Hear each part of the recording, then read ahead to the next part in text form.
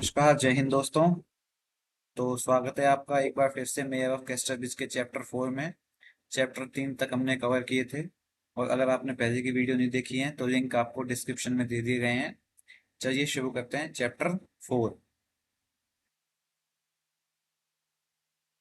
Richard's wife acted for the best, but she had involved herself in difficulties. हेंचर्ड की पत्नी ने अच्छा काम किया था, लेकिन उसने खुद को मुश्किल में डाल दिया था, मुसीबतों में डाल दिया था। देखिए, चैप्टर 3 खत्म होता है जहाँ पे हेंचर्ड की पत्नी और बेटी ने रात को रूम ले लिया है उस बुढ़िया से मिलने के बाद, उस बुढ़िया से बातचीत करने के बाद में। और अब चैप्टर 4 कह रहा है कि हेंचर्ड की पत्नी ने काम तो अच्छे के लिए किया था, लेकिन उसने खुद को मुसीबत में डाल दिया था। 100 times she had been upon the point of telling her daughter Elizabeth Jane the true story of her life, the tragical crisis of which had been the transaction at Weydon Fair, when she was not much older than the girl now beside her। वो अपनी बेटी Elizabeth Jane को अपनी जीवन की सच्चाई बताने के लिए 100 बार कोशिश कर चुकी है।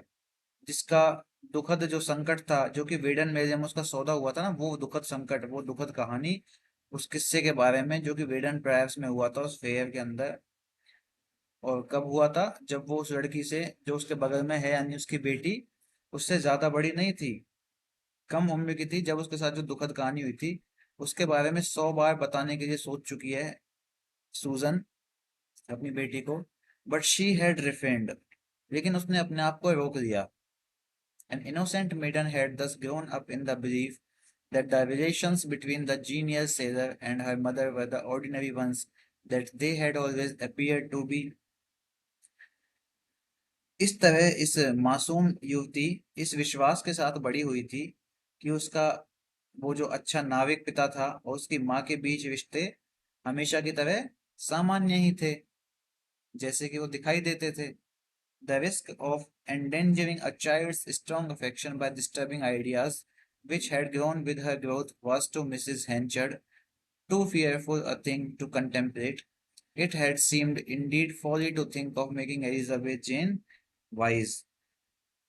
एक बच्चे के गहरे प्रेम को उसके विकास के साथ विकसित किए हुए विचलित करने वाले जो विचार हैं, उसको बच्चे को परेशान करने वाले विचार हैं,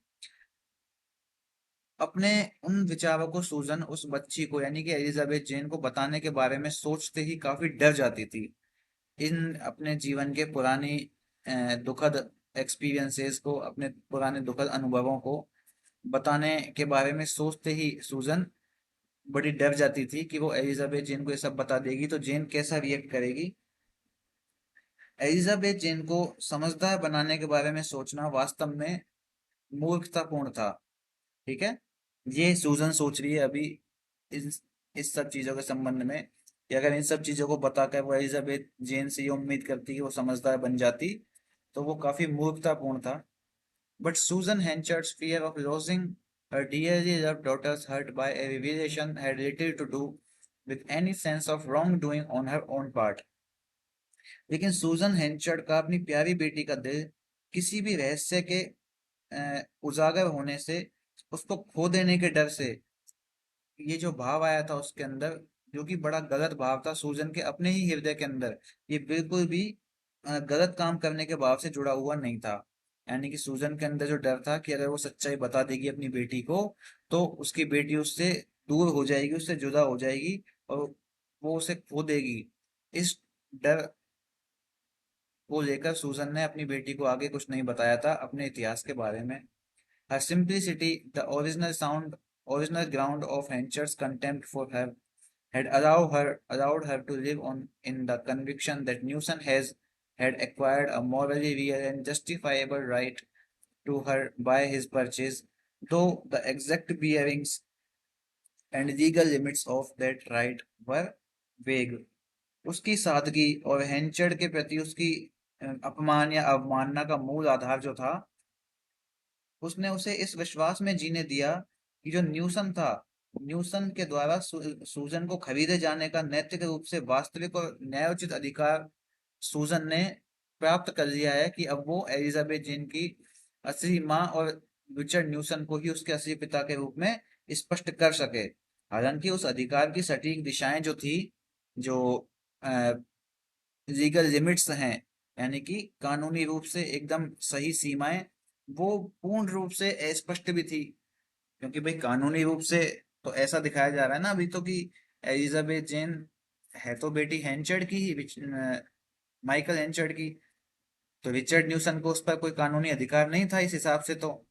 और ना ही सूजन के ऊपर कोई कानूनी अधिकार था, क्योंकि कोई डिवोर्स नहीं हुआ था उनका, बस है न्यूसन ने उसको खरीद लिया था, सूजन को, और माइकल हैंचर्ड ने सूजन को बेच दिया था। It may seem strange to sophisticated minds that a sane young matron could believe in the seriousness of such a transfer, and were there not numerous other instances of the same belief, the thing might scarcely be credited.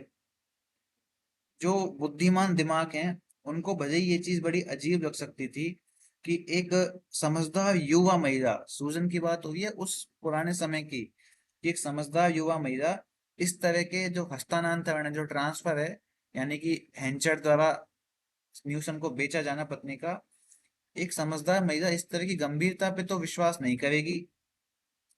और अगर उस विश्वास के कोई और उदाहरण नहीं होते, क्योंकि सूजन का खुद का ही एक उदाहरण है, तो इस बात पे शायद ही विश्वास किया जा सकता था। यानी कि अगर सूजन और हेंचर्ड का और रिचर्ड न्यूसन का ये बीच का व्यापार ना हुआ होता, तो मुश्किल से ही इस बात पे विश्वास किया जा सकता था कि कोई महिला इतनी सीधी हो सकती है कि उसे उसका पति बेच दे और दूसरा आदमी उसे खरीद ले, और वो फिर भी उस सौदे को बाध्यकारी समझे।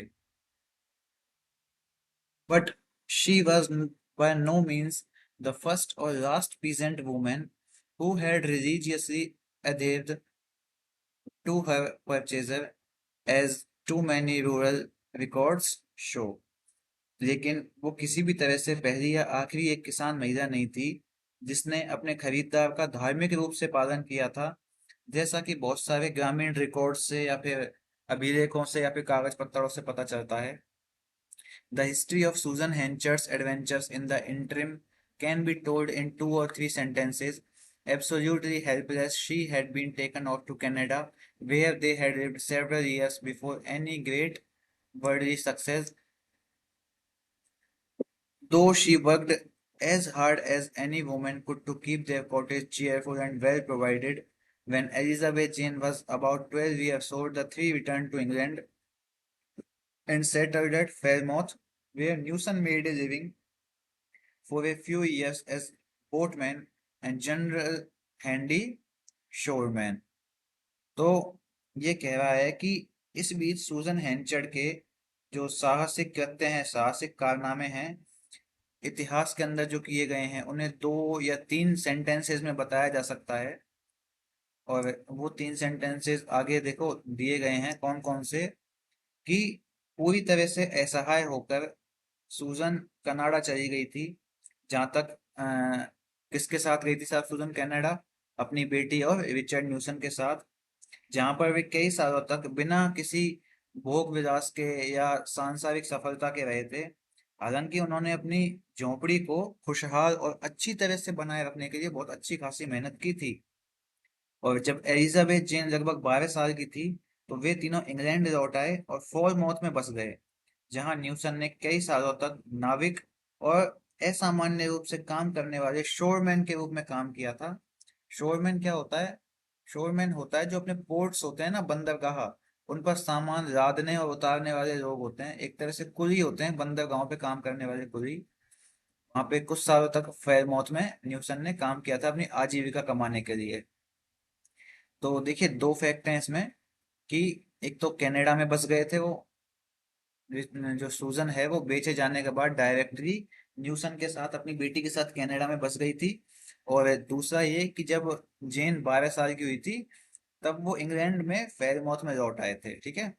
और ये भी याद रख सकते हैं कि जहाँ पे वो क्या काम करता था शुरुआत के दौर में, रिचर्ड न्यूसन क्या काम करता था, तो वो बोटमैन और हैंडी शोरमैन, किनारे पे, समुद्र के किनारे पे बंदरगाहों पे माल ढोने वाले व्यक्ति के जैसा काम करता था वो।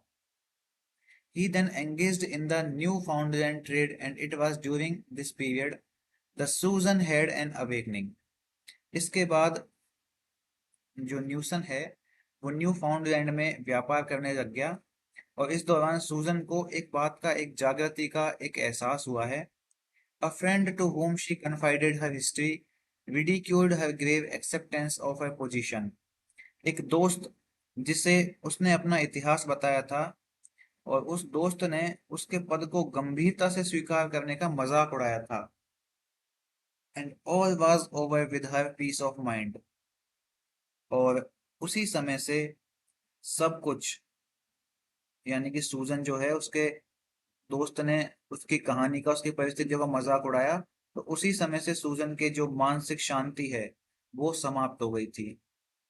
When Newson came home at the end of one winter, he saw that the delusion he had so carefully sustained had vanished forever. और एक सर्दी के अंत में जब न्यूटन घर आया तो उसने देखा कि जिस भ्रम को उसने इतनी सावधानी से बनाए रखा था वो हमेशा के लिए गायब हो चुका है। यानी कि ये भ्रम कि सूजन का न्यूटन को बेचा जाना बाध्यकारी है और वो अब न्यूसन की ही होके रहेगी हमेशा के लिए, ये भ्रम को न्यूसन ने बनाए रखा था सूजन के मन में, लेकिन अब ये भ्रम जो है वो सूजन के दिमाग से गायब हो चुका था। There was then a time of sadness in which she told him her doubts if she could live with him longer. फिर उदासी से भरा हुआ एक दौर आया जिसमें सूजन ने अपने पति को बताया, यानी कि न्यूसन को बताया कि उसे संदेह होता है कि क्या सूजन न्यूसन के साथ में और अधिक समय तक रह पाएगी। Newson left home again on the Newfoundland trade when the season came round. और जब मौसम आया, देखो ये बात यहाँ पे काट दी गई है, नई बात शुरू की है कि जब समय आया, मौसम आया, तो न्यूसन फिर से न्यू फाउंडलैंड में व्यापार करने के लिए निकल गया। The vague news of his loss at sea a little later on solved a problem which had become torture to her meek conscience. She saw him no more. और समुद्र में न्यूसन के खो जाने की अस्पष्ट खबर ने थोड़ी ही देर बाद सूजन की समस्या का समाधान कर दिया, जो कि उसके सामान्य बुद्धिमानी के लिए या उसके विवेक के लिए यातना बन चुकी थी। और उसके बाद सूजन ने न्यूसन को कभी नहीं देखा। ठीक है, यानी कि वो कहना चाह रहे हैं कि जब न्यूटन व्यापार पर गया हुआ है समुद्र में तो वो मर चुका है। Of Henchard, they heard nothing. To the lead subjects of labor, the England of those days was a continent and a mile a geographical degree. हेंचर्ड के बारे में उन्होंने कुछ सुना नहीं था और लेबर के अधीन लोगों के लिए उन दिनों इंग्लैंड जो है वो एक महाद्वीप था और एक मील का बहुत बड़ा ज्योग्राफिकल भौगोलिक क्षेत्र था। एलिजाबेथ जेन डेवलप्ड अर्ली इनटू वुमनलीनेस। एलिजाबेथ जेन का जो स्त्रीत्व है उसका विकास जल्दी ही हो गया था, यानी कि 18 साल की उम्र में वो काफी बड़ी लगने लग गई थी, मैच्योर लगने लग गई थी। One day, a month or so after receiving intelligence of Newson's death off the bank of Newfoundland, when the girl was about 18, she was sitting on a willow chair in the cottage they still occupied, working twine nets for the fishermen. New फाउंडलैंड के तट पर जब न्यूसन की मौत की सूचना मिली तो लगभग एक महीना या उससे भी ज्यादा समय बाद, जब जो लड़की है एलिजाबेथ जेन वो 18 साल की थी, वो झोंपड़ी में अपनी विलो की कुर्सी पे बैठी हुई थी जहाँ पे वो अभी भी रहते हैं और मछुआरों के लिए वो सूतरी के जाल बना रही थी। ठीक है, ट्वाइन नेट्स का मतलब होता है सूतरी के जाल, जो प्लास्टिक का धागा होता है ना मजबूत, उसके जाल बना रही थी। Her mother was in a back corner of the same room, engaged in the same labor. और घर के पिछले रूम में उसकी माँ इसी काम में लगी हुई थी। And dropping the heavy wood needle she was filling, she surveyed her daughter thoughtfully. और उसने अपनी भारी सी जो लकड़ी की सुई है उसको वहीं पटक दिया जब उसने ये एहसास किया कि उसकी जो बेटी है वो कुछ विचार में पड़ चुकी है। थॉटफुली यानी कि उसकी बेटी कुछ विचारों में व्यस्त हो चुकी है। The sun shone in at the door upon the young woman's head and hair, which was worn loose, so that the rays streamed into its depth as into a hazel copse. अब सूरज जो है वो दरवाजे में से सीधा उस young औरत के सर के ऊपर और बालों में चमक रहा था, जो कि उसके बाल खुले हुए थे। और जो सूरज की किरणें हैं, अब जो कि उसके बाल खुले हुए हैं, तो सूरज की किरणें उसके सर में इस तरह से लग रही थी जैसे हेजल की जो झाड़ी होती है ना, हेजल कॉप्स होती है, झाड़ी होती है, उसके अंदर एकदम बिखरी हुई सी चमक रही हो। Her face, though somewhat worn and incomplete, possessed the raw materials of beauty in a promising degree. उसका चेहरा हालांकि कुछ पीला सा और आधा अधूरा सा था, जिसमें उसकी सुंदरता का जो कच्चा माल है, यानी कि सुंदरता को देखो किस चीज से कंपेयर कर रहा है, कि रॉ मटेरियल कह रहा है सुंदरता को, कि उसका जो कच्ची सुंदरता है वो भी एक प्रॉमिस्ड डिग्री जैसी लग रही थी, यानी कि बड़ी आशाजनक डिग्री जैसी लग रही थी.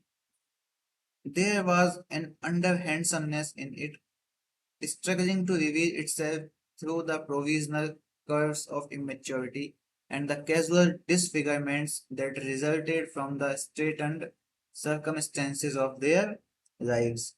उसमें एक सुंदरता की कमी थी, जो कि इमेच्योरिटी यानी कि अपरिपक्वता के वक्र और उसके जीवन के परेशानियों के कारण होने वाली अचानक से जो विकृति हैं, उनके माध्यम से खुद को प्रकट करने की कोशिश कर रही थी. यानी कि उसके चेहरे पर जो भाव हैं, एलिजाबेथ जेन के चेहरे पे जो भाव हैं, वो उन विचारों से, अपने दुखी मन के विचारों से उसके चेहरे को कम आकर्षक और कम सुंदर बना रही हैं. She was handsome in the bone, hardly as yet handsome in the flesh. अब देखिए कितनी मतलब बेतुकी सी बात है. वो कह रहे हैं कि वो हड्डियों में तो सुंदर थी, लेकिन अभी तक शरीर से उतनी सुंदर नहीं थी. अब देखिए पढ़ने में तो ये बेतुका ही लगता है, बड़ा अजीब सा, कि हड्डियां सुन, भाई बाहर से हड्डियां थोड़ी दिखती हैं जो हड्डियों से सुंदर थी और शरीर सुंदर नहीं थी. लेकिन इसका सेंस ये है कि वो कदकाठी में तो अच्छी थी, लेकिन अभी तक पूर्ण रूप से उसने अपनी सुंदरता को ग्रहण नहीं किया था, अभी पूर्ण रूप से उसकी जवानी अभी आई नहीं है. She possibly might never be fully handsome unless the carking accidents of her daily existence could be evaded before the mobile parts of her countenance had settled to their final mold. वो संभवतः कभी भी पूर्ण रूप से सुंदर नहीं हो सकती थी, जब तक कि उसके चेहरे के ऊपर वो जो गंभीर भाव थे, जो गतिशील हिस्से थे, और जीवन की जो कष्टदायक दुर्घटनाएं थी, उन सब चीजों को वहां से नहीं हटाया जा सके, तब तक, उस समय तक वो पूर्ण रूप से सुंदर नहीं दिखाई दे सकती थी. The site of the girl made her mother sad. उस बच्ची के इस दृश्य ने उसकी माँ को दुखी कर दिया. Not vaguely but by logical inference. स्पष्ट रूप से नहीं, बल्कि तार्किक अनुमान से या तार्किक बुद्धिमत्ता से. They both were still in that straight waistcoat of poverty from which she had tried so many times to be delivered for the girl's sake. और वो दोनों अभी भी उतनी गरीबी से जूझ रहे थे, जिसमें उसने कई बार उस बच्ची की खातिर उस गरीबी से मुक्ति पाने की कोशिश की थी. The woman had long perceived how zealously and constantly the young mind of her companion was struggling for enlargement. वो जो महिला है, बड़े ही उत्साह से और बड़े लगन से उसका दिमाग काम कर रहा था. किस लिए काम कर रहा था? Of a companion was struggling for enlargement, कि उसकी जो साथी है, साथी से मतलब क्या है, एलिजाबेथ जेन उसकी बेटी, उसकी जो साथी है वो अपने जीवन का विस्तार कर सके, और उस चीज के लिए वो संघर्ष कर रहे. जीवन के विस्तार से सेंस है कि वो अपना जीवन अच्छे से जी सके, अच्छे से आगे बढ़ा सके. इस सब चीज के लिए उसकी माँ बड़े जोश के साथ, बड़े उत्साह के साथ और बड़े निरंतरता के साथ में अपने पूरी क्षमता से मेहनत कर रही थी, ताकि वो अपनी बेटी को एक अच्छा जीवन दे सके. And yet now in her 18th year it still remained but little unfolded. लेकिन अब भी अपने 18वें वर्ष में ये जो रास्ता था गरीबी से दूर होने का, ये अभी भी अनखुला हुआ ही था, बिना खुला हुआ था. The desire, sober and repressed, of Elizabeth Jane's heart was indeed to see her and to understand. Elizabeth Jane के जो दिल की इच्छा है वो काफी संयमित है, ठीक है, और काफी दबी हुई है, जिसमें वास्तव में देखने, सुनने और समझने की शक्ति है. How could she become a woman of wider knowledge, higher repute, better, as she termed it? आखिर वो उच्च प्रतिष्ठा वाली महिला कैसे बन सकती है, जैसा कि वो चाहती है. This was a constant inquiry of her mother. और इस बात को वो लगातार अपनी माँ से पूछती रहती थी. She sought further into things than other girls in her position ever did, and her mother groaned as she felt she could not aid in the search. और उसने अपनी स्थिति में अन्य लड़कियों की तुलना में जो चीजें हैं, यानी कि अपनी तुलना कर रही है अन्य लड़कियों से, कि वो वाली लड़कियां इतनी समृद्ध है, मैं क्यों नहीं है, और अपने आप को उसी समृद्धि में खोज रही है। जबकि उसकी माँ जो है इस बात को सुनकर काफी दुखी हो गई, और ये सोचकर कि वो अपनी बच्ची की कामयाबी में उसकी सहायता नहीं कर सकती। इस चीज से उसकी माँ काफी दुख से कराह उठी। The sailor, drowned or no, was probably now lost to them, and Susan's staunch religious adherence to him as her husband in principle, till her views had been disturbed by enlightenment, was demanded no more. अब वो जो नाविक है Richard न्यूसन, वो चाहे डूबा हो या नहीं, लेकिन अब वो उनसे दूर हो चुका था, और सूजन का अपने पति के रूप में उसके प्रति प्रेम, दृढ़ विश्वास, धार्मिक लगाव, वो सब अब उसके जो विचार हैं वो उसकी आत्मा से विचलित नहीं हो गए थे, और ना ही अब उस चीज की डिमांड थी। She asked herself whether the present moment, now that she was a free woman again, उसने अपने आप से इस बात को पूछा था कि क्या वर्तमान के समय में वो एक आजाद महिला है, were not as opportunate a one as she would find in world where everything had been so opportune for making a desperate effort to advance Elizabeth, जिसमें वो ये सोच रही है कि एक आजाद महिला के तौर पर क्या अब वो संसार के अंदर एक ऐसी अपॉर्चुनिटी नहीं प्राप्त कर सकती है जिससे कि उसकी बेटी जो एलिजाबेथ है वो विकास को प्राप्त कर सके, विकास से प्राप्त कर सके से मतलब है समृद्धि को प्राप्त कर सके, या एक अच्छे जीवन को प्राप्त कर सके। उस चीज की खोज में वो काफी निराशाजनक प्रयास कर रही है उसकी माँ सूजन, कि वो अपनी बच्ची को एक अच्छा जीवन दे सके। To pocket her pride and search for the first husband seemed wisely or not the best initiatory step।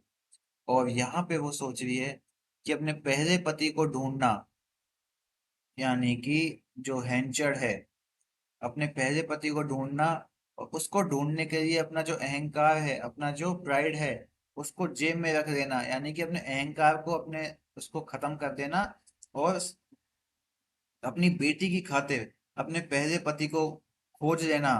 क्या ये एक अच्छा स्टेप नहीं होगा जिससे उसकी बेटी जीवन अच्छे से जी सके? He had possibly drunk himself into his tomb, but he might on the other hand have too much sense to do so। हो सकता है वो शराबी हो। ड्रंक हिमसेल्फ इनटू टॉम, तो ऐसे कह रहे हैं कि वही जैसे कि वो अपनी कब्र के अंदर पी रहा हो, यानी कि सेंस इस बात का ये है कि भले ही हो सकता है कि वो मर चुका हो, लेकिन दूसरी ओर उसके पास ऐसा करने के लिए एक अच्छी खासी समझ भी हो सकती है। For in her time with him he had been given to boats only and was not a habitual drunkard। क्योंकि उसके साथ रहने के दौरान, किसके साथ, सूजन के साथ रहने के दौरान वो केवल मुकाबलों में ही लगा रहता था। ठीक है, वो एक आदतन शराबी नहीं था हैंचर्ड। वो तो उस दिन उसने पी ली और ऐसी हरकत कर दी, वरना वो एक आदतन शराबी नहीं था। At any rate, the propriety of returning to him if he lived was unquestionable. The awkwardness of searching for him lay in enlightening Elizabeth, a proceeding which her mother could not endure to contemplate। किसी भी हालत में, किसी भी कीमत पर अगर वो जीवित था, तो उसके पास लौटने की जो चीज है, लौटने का जो विचार है, उसमें कोई भी विवाद नहीं था। अनक्वेश्चनेबल थी वो चीज कि अगर वो जिंदा है तो जाना ही है उसके पास। और उसे खोजने की असहजता एलिजाबेथ को इस बात का एहसास कराने की निहित थी, एक ऐसी प्रक्रिया जिसके बारे में उसकी माँ सोच विचार करने में भी असमर्थ थी, बिल्कुल सोच नहीं पा रही थी उस चीज को। She finally resolved to undertake the search without confiding to the girl her former relation with Henchard, leaving it to him if they found him to take what steps he might choose to that end। और आखिरकार जो सूजन है उसने लड़की को, यानी कि जेन को, बिना अपने पुराने इतिहास के बारे में बताए हुए हैंचर्ड को खोजने का संकल्प किया, और ये बात उसके ऊपर छोड़ दी कि अगर वो हैंचर्ड को ढूंढ लेते हैं तो उसे प्राप्त करने के लिए जो लक्ष्य है उसे के लिए क्या कदम उठाया जा सकता है। This will account for their conversation at the fair and the half-informed state at which Elizabeth was led onward। और मेले में उनकी बातचीत और एलिजाबेथ को आगे ले जाने की आधी अधूरी स्थिति का कारण होगा यही बात कि अगर हम हैंचर को ढूंढ लेते हैं तो हैंचर हमारा सपोर्ट करेगा या नहीं। इस चीज का पता लगाना उस मेले से आगे जाने के लिए उनके लिए एक प्रोत्साहन का काम कर रहा था। In this attitude, they proceeded on their journey, trusting solely to the dim light afforded of Hencher's whereabouts by the furtive woman। The strict economy was indispensable। और अपने इसी दृष्टिकोण के साथ में वो अपनी यात्रा पे आगे बढ़े। केवल हेंचर्ड के ठिकाने के बारे में फर्मिटी महिला के द्वारा दी गई एक धुंधली सी डिम लाइट अफोर्डेड मतलब धुंधली सी रोशनी पे भरोसा करते हुए, यानी कि अब कोई पुख्ता सबूत थोड़ी है जो फर्मिटी वुमन ने कहा है कि हेंचर्ड कैस्टर बीच में ही होगा, लेकिन उसकी बात पे विश्वास करते हुए अब वो कैस्टर बीच की ओर आगे बढ़ रहे हैं। The strictest economy was indispensable. और सबसे सख्त जो चीज थी वो ये थी कि उनकी अर्थव्यवस्था, वो अर्थव्यवस्था इंडिस्पेंसिबल थी, यानी कि अपरिहार्य थी, उससे जूझा नहीं जा सकता था, यानी कि काफी कम पैसे उनके पास बचे हुए थे। Sometimes they might have been seen on foot, sometimes on farmers wagon, sometimes in carriers vans. कभी कभी वो पैदल चलते, कभी कभी किसानों की गाड़ियों में, और कभी कभी किराए पे चलने वाली वैन्स में। And then they drew near to Casterbridge, और फिर वो कैस्टरविच के पास पहुंच गए। Elizabeth Jane discovered to her alarm that her mother's health was not what it once had been। Elizabeth Jane को अचानक से इस बात का एहसास हुआ कि उसकी माँ की तबीयत ऐसी नहीं है जैसी कि वो कभी पहले हुआ करती थी। And there was ever and anon in her talk that renunciatory tone which showed that, और उसकी बातचीत में कभी कभी वो त्यागपूर्ण लहजा होता था जो कि यह दर्शाता था। रेनुंसिएटरी टोन का मतलब है त्यागपूर्ण लहजा, जो दर्शाता था but for the girl she would not be very sorry to quit a life she was growing thoroughly weary of। कि उस लड़की के लिए उसे उस जीवन को छोड़ने में कोई दुख नहीं होगा जिससे वो पूरी तरह से थक चुकी है। देखिए कितनी महान माँ है जो अपने अहंकार को अंदर रख रही है। और इस लास्ट टाइम में भी ये कहा गया है कि भले ही उसकी माँ के अंदर वो हिम्मत नहीं है जो कभी पहले हुआ करती थी, आज उसमें वो हिम्मत नहीं है, आज उसके अंदर इतनी ताकत नहीं है, लेकिन फिर भी अपनी बेटी के लिए वो उस उबाऊ जीवन को जिससे वो थक चुकी है उसको छोड़ने के लिए पूर्ण रूप से तैयार है। It was on a Friday evening near the middle of September, and just before dusk they reached the summit of a hill within a mile of the place they sought. There were high-banked hedges to the coach road here, and they mounted upon the green turf within and sat down. The spot commanded a full view of the town and its environs। तो शुक्रवार की शाम है साहब, और सितंबर के बीच का महीना है और शाम ढलने से ठीक पहले का समय है। वो एक पहाड़ की चोटी पे पहुंचे हैं जहां पर वो जाना भी चाहते थे। यहाँ पर जो गाड़ियां हैं वो ऊंची ऊंची सड़कों तक जाती थी, और जो बाड़े हैं उनके अंदर हरी घास हो गई थी।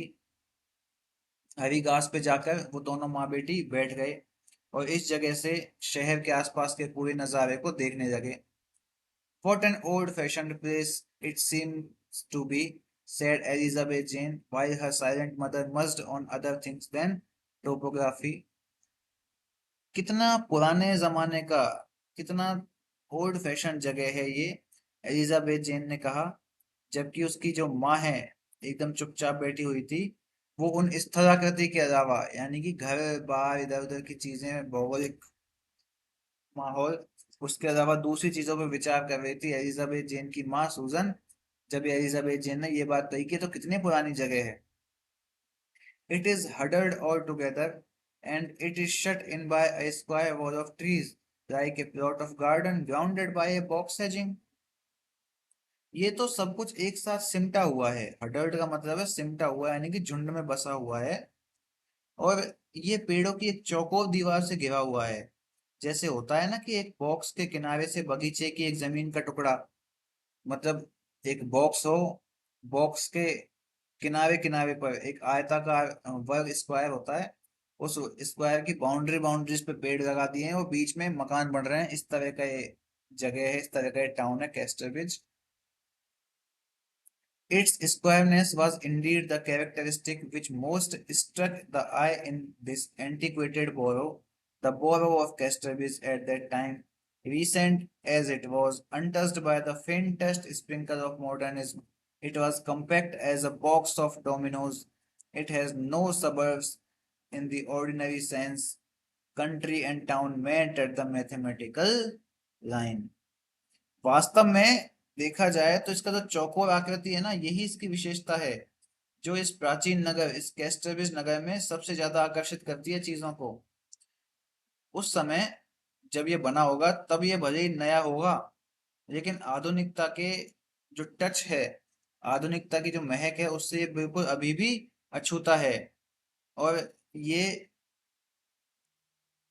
डोमिनोज के एक बॉक्स के जैसा लग रहा है। देखिए, डोमिनोज का मतलब पिज्जा नहीं है यहाँ से, वो पिज्जा जो है ना, उस वो तो होता है DOMINOS, ये है DOMINOES।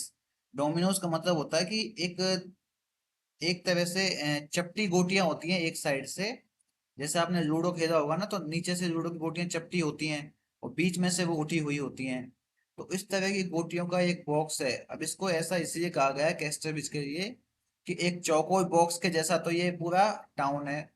इसके आसपास में पेड़ उगे हुए हैं और बीच में अलग अलग आकार आकृति घर होते हैं। देखो, कुछ घर 3 मंजिल के होते हैं तो कुछ घर 1 मंजिल के होते हैं, कुछ खाली भी जगह प्लॉट होते हैं। उस तरह की आकृति के जैसा है, तो इसको एक डोमिनोज का बॉक्स इसने कहा है यहाँ पर कि जो एलिजाबेथ जेन है, इसने कैस्टरविच की तुलना किस चीज से की है, तो इसकी तुलना की है एक बॉक्स ऑफ डोमिनोज से। It has no shrubs in the ordinary sense. Country and town met at a mathematical line. वो कह रहा है कि ये जो जगह है, इसका कोई उपनगर नहीं है, यानी कि कोई कॉलोनीज नहीं है इसके अंदर बसी हुई, सामान्य तौर पे कहा जाए तो। क्योंकि ये तो एक डब्बे के अंदर बंद है, पूरी बाउंड्री है इसकी तो खिंची हुई है। और देश और जो शहर है, ये एक गणितीय रेखा पर मिलते थे। यानी कि बाहर की दुनिया से इसको जोड़ता क्या था, एक लाइन जोड़ती है। एक जो पेड़ हैं, चारों पेड़, उन चारों पेड़ों, देखिए पेड़ तो अब सीधी रेखा में, क्योंकि आयताकार कहा गया है इस जगह को, तो वो जो रेखा है जहाँ पर पेड़ समाप्त होते हैं, वो रेखा इस टाउन को बाहर के शहर से, बाहर की दुनिया से जोड़ रही है। The birds of the more soaring kind Casterbridge must have appeared on this fine evening as a mosaic work of subdued reds, brown, greys, and crystals held together by a rectangular frame of deep green. ऊंची उड़ान भरने वाले जो पक्षी हैं, उनके लिए कैस्टरविच इस सुंदर शाम को काफी गहरे हरे रंग के एक आयताकार फ्रेम के अंदर भरा हुआ, जिसके अंदर लाल, भूरे और क्रिस्टल के जो मोज़ेक वर्क होता है, मोज़ेक का वर्क मतलब होता है बारीकी से किया गया काम। इस तरह के काम जो किए गए जो रेक्टेंगुलर फ्रेम है, जो कि बहुत ही गहरा हरा है, ऐसा दिखाई दे रहा है। देखिए कितना डिफिकल्ट, मतलब डिफिकल्ट और टिपिकल। देखिए, डिफिकल्ट और टिपिकल दोनों अलग अलग शब्द है ना, तो कितना डिफिकल्ट सा सेंटेंस है कि पक्षियों के नजरिए से ये शहर कैसा दिखता है, इस बात को दर्शा रहे हैं कि पक्षी जो आसमान में उड़ रहे हैं, जो कि इसे एक मोज़ेक वर्क की तरह देखते हैं, उन्हें ये रेड दिख रहा है, ब्राउन, ग्रेज और क्रिस्टल सब एक साथ रख दिए गए हों रेक्टेंगुलर फ्रेम में, एक हरे रंग के रेक्टेंगुलर फ्रेम में रख दिए गए हों, इस तरह से पक्षी इसको देख रहे हैं आसमान से, ऐसा दिखता है। To the level eye of humanity, it stood as an indistinct mass behind a dense stockade of limes and chestnuts set in the midst of miles of rotten down and concave field. The mass became gradually dissected by the vision into towers, gables, chimneys, and casements, the highest blazing shining bleed and bloodshot with the coppery fire they caught from the belt of sunlit cloud in the west. अब मानवता की समतल आंखों के, समतल आंखें मतलब एक समान नजरों से देखने वाली जो आंखें हैं, मानवता की उस तरह की आंखों से ये जो शहर है, ये एक सामान्य रूप में खड़ा हुआ है, जो कि गोल, निचले और अवतल यानी कि उठे हुए मैदान के बीच में स्थित है। अगर ध्यान से देखा जाए तो ये जो द्रव्यमान है, ये जो मास है, ये धीरे धीरे टावर, गैस चिमनियों और खिड़कियों में बढ़ चुका है। सबसे ऊंची जो ग्लेजिंग है, चमक है, वो पश्चिम में सूरज की रोशनी वाले बादल की जो बेल्ट है उससे पकड़ी हुई दिखाई दे रही है। और वो कैसी लग रही है? जैसे आग से तांबा धुंधला सा हो जाता है ना, और एकदम रक्त की तरह चमक पड़ता है। जब तांबे को अपन आग में गर्म करते हैं तो बिल्कुल लाल हो जाता है, रक्त की तरह रेड हो जाता है, ब्लड रेड। उस तरह से शाम का मौसम दिखाई दे रहा है आसमान में बादलों को देखते हुए, जब सूरज की किरण वहां पे पड़ रही है। From the center of each side of this tree-bound square ran avenues east-west and south into the wide expanse of cornland and combed to the distance of a mile or so. पेड़ों से घिरे इस चौक के, तीन तरफ से घिरे हुए इस चौक के केंद्र से पूर्व, पश्चिम और दक्षिण में सड़कें जा रही हैं। ठीक है, देखिए एक दिशा है। कौन कौन सी दिशा में देखिए सड़कें जा रही हैं? ईस्ट में जा रही है, वेस्ट में जा रही है और साउथ में जा रही है, नॉर्थ में कोई सड़क नहीं जा रही है। अब यहाँ से भी क्वेश्चन बन जाता है कि कैस्टर ब्रिज के मध्य में जाने वाली सड़कें कौन सी दिशा में नहीं जाती है। वही चार दिशाएं दे देंगे और वह उसमें नॉर्थ आपका आंसर हो जाएगा। तो केवल तीन दिशाओं में ही सड़कें जा रही है कैस्टर ब्रिज में, जो कि कॉर्नलैंड यानी मकई के खेत, ठीक है, और कुंभ,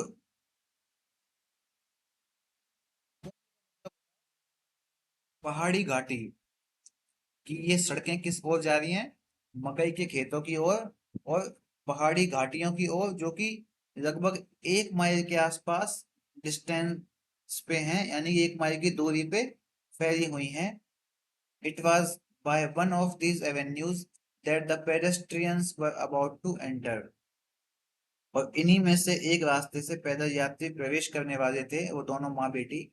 Before they had risen to proceed, two men passed outside the hedge, engaged in argumentative conversation. इससे पहले कि वो आगे बढ़ने के लिए उठते, दो आदमी बहस करते हुए बाड़े के बाहर से गुजरे।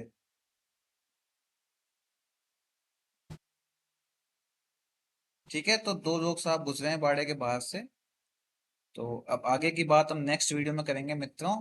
आप इसको देखिए, पढ़िए, समझिए, पढ़ते रहिए, बढ़ते रहिए। मिलते हैं चैप्टर 4 के नेक्स्ट में, पार्ट 2 में। तब तक के लिए धन्यवाद। जय हिंद।